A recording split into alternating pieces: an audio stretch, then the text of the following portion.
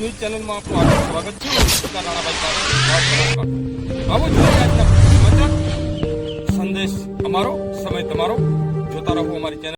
થરાદ વાવ સુઈગામ તાલુકાના SC/ST સમાજના સૌ આગેવાનો, વડીલો, યુવા મિત્રો દ્વારા સુપ્રીમ કોર્ટે જે ચુકાદો આપ્યો છે, જે રિઝર્વેશનની અંદર પેટા રિઝર્વેશન આપવાની બાબત, ક્રિમિનલની જે બાબતો, એ બાબતે આજે રજૂઆત ત્યાં સરકાર સુધી પહોંચાડવા માટે, મહામહિમ સુધી પહોંચાડવા માટે સૌ ભેગા થઈને આવેદનપત્ર આપ્યું.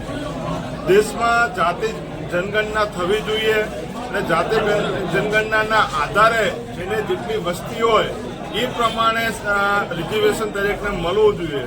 જે સંવિધાનની અંદર જે હકો આપ્યા છે એ હકો પર કોઈને પણ છીનવવાનો અધિકાર નથી.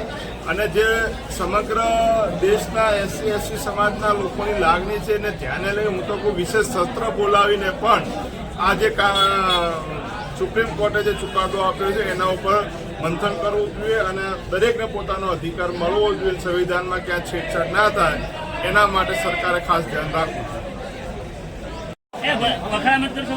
જય ભીમ. આજરોજ ભારત બંધના એલાનના ભાગરૂપે થરાદ ખાતે અમે એક વિશાળ રેલીનું આયોજન કરી અને માનનીય રાષ્ટ્રપતિ સાહેબ શ્રીને આવેદન પાઠવીએ છીએ કે અનામત બાબતે જે કંઈ સુપ્રીમ કોર્ટે આપ્યું છે એ નિવેદનમાં એનો જે ખરડો પાસ કરી અને અનામત કાયમના માટે ટકી રહે અને અનામતની અંદર જે સુપ્રીમ કોર્ટના નિવેદનથી વર્ગ વિગ્રહ થશે અને વર્ગ વિગ્રહને કારણે સમાજ તૂટશે અને સમાજ તૂટશે એટલે અનેક પ્રશ્નો ઊભા થશે.